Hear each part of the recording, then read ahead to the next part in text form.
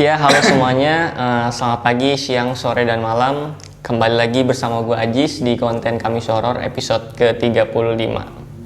Jadi pada episode kali ini gue sudah kedatangan narasumbernya nih yang akan bercerita tentang pengalaman seremnya, bisa dibilang kayak gitu. Tapi sebelum kita mulai nih, jika ceritanya bisa diperkenalkan diri dulu. Ya, nama gue Rangga. Gue salah satu mahasiswa di Universitas di Jakarta Barat.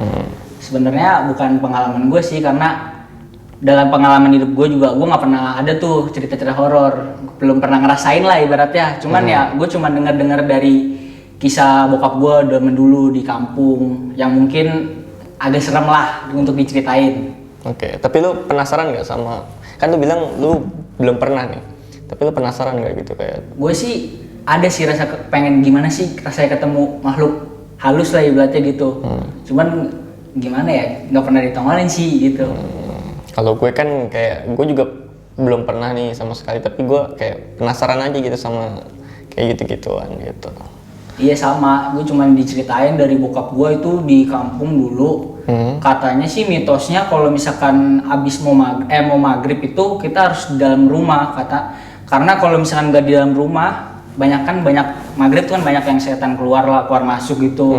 Katanya sering ada kuda lewat. Nah, kudanya lewat itu entah delman atau apa, katanya sih sesosok siluman yang menyerupai ratu kayak lagi nganuin kudanya jalan gitu, ketak itu setiap abis maghrib. Jadi pas di kampung gue itu kalau mau abis maghrib udah semua penduduk di situ pasti langsung masuk rumah karena takut ada itu lewat, entah mungkin diculik atau apa, saya nggak tahu juga kalau yang itu. Kampung lo ini gimana nih tepatnya? Kampung gue itu di wilayah Jawa Tengah, ya di Cilacap lah lebih tepatnya. Masih kawasan pedesaan, masih gunung-gunung. Jadi tuh rumah nenek gue itu yang bokap gue tinggalin itu tuh satu rumah tuh kesekatnya banyak kebun-kebun, terus di belakangnya itu gunung, jadi masih asri lah ibaratnya. Terus juga penduduk situ ya banyak yang meninggal lah, kalau orang-orang dulu kan banyak yang meninggal gitu, jadinya agak serem lah.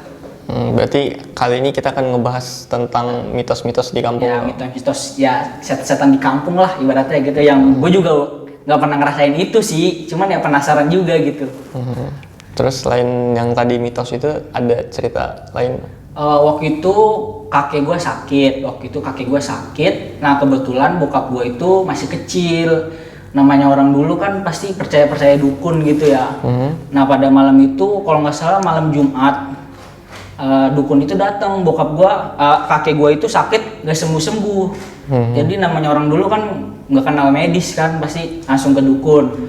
Nah, bokap gue dipanggil sama dukun itu, katanya kalau mau sembuh harus ngambil bunga atau tanaman gitu. Nah, tapi tanamannya ini harus ada di kuburan. Serem banget. Harus ada di kuburan gitu. Nah, terus katanya jalannya harus sendiri. Terus anak yang paling tua, kalau nggak anak yang kedua. Nah, kebetulan bokap gue ini anak kedua, cowok cowok dari 7 bersaudara tuh selainnya cewek semua gitu. Dia berdua tuh cuma cowok. Nah, kebetulan yang satu lagi nih yang anak paling pertama ini nggak ada, jadi bokap gue doang tuh. Jadi bokap gue lah disuruh tuh, karena dia pengen laki-laki sendiri kan, disuruh sama dukunnya jalan ke kuburan malam-malam, suruh ngambil tanaman itu. Terus katanya bokap gue sih waktu di jalanan itu banyak yang bisikin dia pas di kuburan itu, katanya kakek gue itu nggak bakal selamat, kakek gue bakal mati, pokoknya udah jangan diikutin, katanya gitu. Ada yang bisikin? Ada yang bisikin, pokoknya di tengah jalan itu udah nggak karuan, udah panas dingin, katanya ada diliatin pocong lah, genderuwo, kuntilanak, namanya zaman dulu kan serem banget tuh kalau kampung situ. Ya udah tuh dia akhirnya berhasil,